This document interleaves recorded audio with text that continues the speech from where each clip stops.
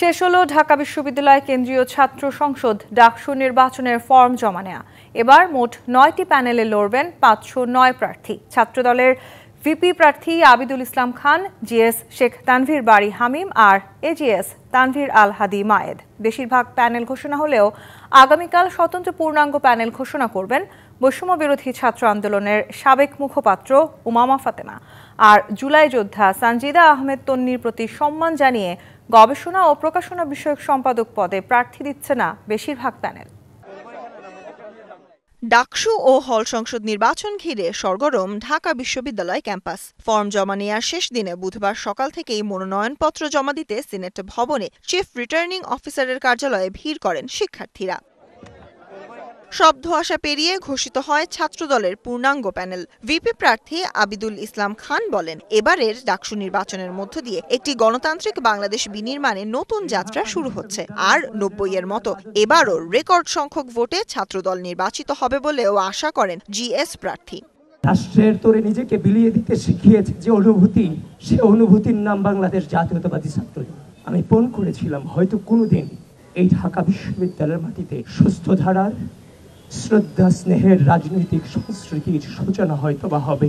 গণতান্ত্রিক বাংলাদেশ উপহার দেব এবং ঢাকা বিশ্ববিদ্যালয়ের সার্বিক পরিস্থিতি উন্নতির জন্য শিক্ষার্থীরা তাদের 5টি মৌলিক অধিকার যেন এই শিক্ষা জীবনে স্বাচ্ছন্দ্য উপভোগ করতে পারে সেটি নিশ্চিত করব। একে একে প্যানেল ঘোষণা করে ঐক্যবদ্ধ শিক্ষার্থী জোট, ডাকসু ফর চেঞ্জ, বৈষম্য বিরোধী শিক্ষার্থী সংসদ, ডিইউ ফার্স্ট, প্রতিরোধ পর্ষদ, অপরাজেয় 71, অদম্য 24, ইসলামী ছাত্র আন্দোলন। মনোনয়ন ফর্ম জমা দিয়েছেন বৈষম্য বিরোধী ছাত্র আন্দোলনের সাবেক মুখপাত্র উমামা ফাতেমা। বৃহস্পতিবার নিজের স্বতন্ত্র শিক্ষার্থী ঐক্যর পূর্ণাঙ্গ প্যানেল ঘোষণা করবেন তিনি। এই মুহূর্তে এই ডাকসুটা শুধুমাত্র কিছু পলিটিক্যাল পারপাস সার্ভ করবে। ওয়ালটন এখন দেশের সীমানা পেরিয়ে পৌঁছে গিয়েছে 50টিরও বেশি দেশে। ওয়ালটন, ঘরে ঘরে বিশ্বজুড়ে। আমরা আমাদের প্যানেল থেকে সরাসরি বলতে চাই যে ঢাকা বিশ্ববিদ্যালয়ের এই ডাকসু ছাত্রদের প্রতিনিধিত্ব নির্বাচনের একটি কারখানা। যদি এই ডাকসুকে শুধুমাত্র একটি রাজনৈতিক কারখানায় পরিণত করা হয় তাহলে এটা আমাদের জন্য ব্যাকফায়ার করবে। প্রতিক্রিয়াশীল শক্তি যে শনাক্ত করতে পেরেছে তাদের প্রধান শত্রু এই ক্যাম্পাসে কে, এটি আমাদের আনন্দের জায়গা, এটি আমাদের বিশ্বাসের জায়গা। একজন প্রথম বর্ষের শিক্ষার্থীও তিনি ভাবতেছেন যে আগামী ঢাকা বিশ্ববিদ্যালয় কিরকম হবে, ঢাকা বিশ্ববিদ্যালয়ের আগামী দিনে কিভাবে পরিচালিত হবে, সেই ক্ষমতা এখন ঢাকা বিশ্ববিদ্যালয়ের ছাত্রছাত্রীদের হাতে, শিক্ষার্থীদের হাতে। শিক্ষার্থীদের আকাঙ্ক্ষা বৈষম্যহীন শিক্ষা। শিক্ষা মানুষের মৌলিক অধিকার হলেও আমাদের সংবিধানে তা স্বীকৃত নয়। প্যানেলের যারা সদস্যবৃন্দ আছেন প্রত্যেকে ইন্ডিভিজুয়ালি বিগত সময়ে শিক্ষার্থীদের জন্য বিভিন্ন কাজ করে এসেছেন।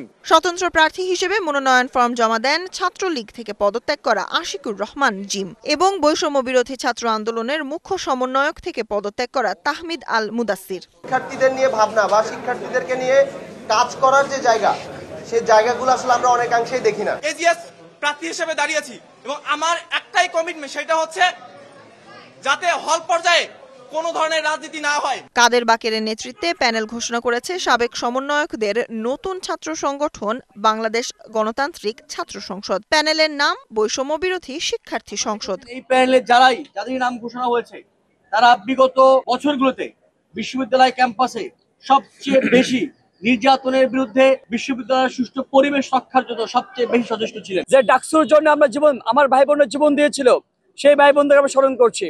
দিন শেষে সাংবাদিকদের বিভিন্ন প্রশ্নের জবাব দেন চিফ রিটার্নিং কর্মকর্তা। জানান, শিডিউল অনুযায়ী নির্বাচন আয়োজনের সব প্রস্তুতি চলছে।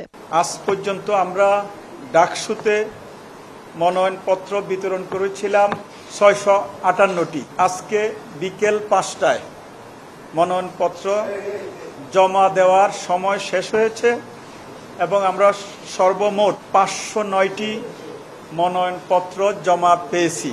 এবার জুলাই যোদ্ধা সানজিদা আহমেদ তন্নির প্রতি সম্মান জানিয়ে নিজেদের প্যানেল থেকে গবেষণা ও প্রকাশনা বিষয়ক সম্পাদক পদে প্রার্থী দিচ্ছে না বেশিরভাগ ছাত্র সংগঠন। জাতীয়তাবাদী ছাত্রদল। Sultana Swarna, DBC news, Dhaka.